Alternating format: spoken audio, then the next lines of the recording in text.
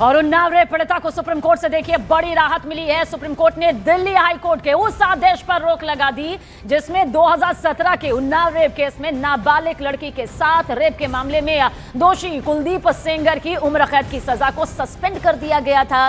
Court ने कहा कि सेंगर को रिहा ना किया जाए। इसके साथ ही सुप्रीम कोर्ट ने उन्नाव रेप केस के आरोपी कुलदीप सिंह सेंगर को नोटिस भी जारी किया। सेंगर को यह नोटिस सीबीआई की अर्जी पर दिया गया है।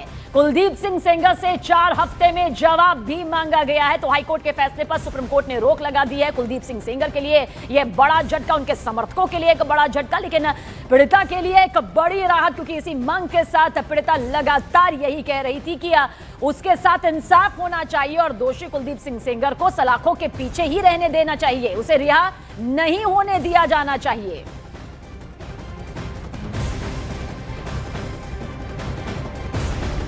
और देखिए सुप्रीम कोर्ट के फैसले पर पीड़िता की मां ने संतोषजनक जवाब यहां पर दिया है। उन्होंने कहा कि उन्हें इंसाफ मिला है और वो इस फैसले से खुश हैं। पीड़िता की मां ने दोषी को फांसी देने की मांग की और कहा कि उनकी लड़ाई अभी खत्म नहीं हुई है। सुप्रीम कोर्ट का फैसला आ चुका है। पीड़िता की मां हमारे साथ है बातचीत करने के लिए। मैम क्या कहेंगी? सुप्रीम कोर्ट का हम धन्यवाद करी थे। हमको न्याय का भरोसा है। हम सुप्रीम कोर्ट पर बहुत धन्यवाद करी। सुप्रीम कोर्ट हमको न्याय मिलेगा, ये भरोसा है।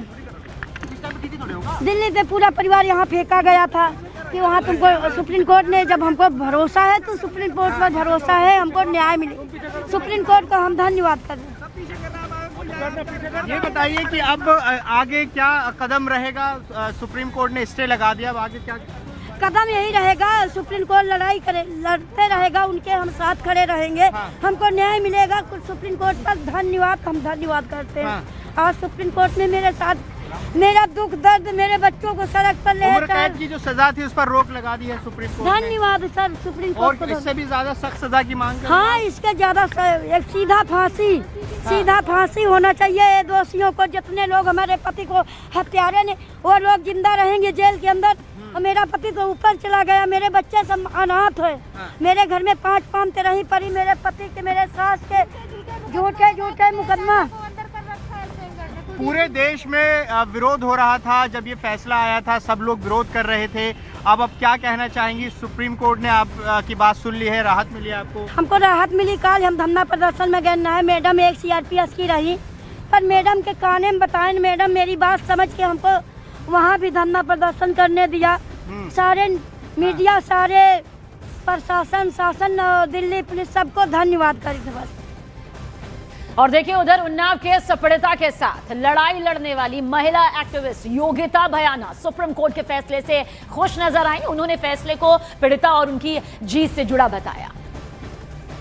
जिस तरह से सुनवाई होने के पहले भी आपसे बातचीत हुई, काफ़ी आश्वस्त हैं और कोर्ट के द्वारा भी आज एक बड़ा फैसला लिया गया है। आपकी प्रतिक्रिया?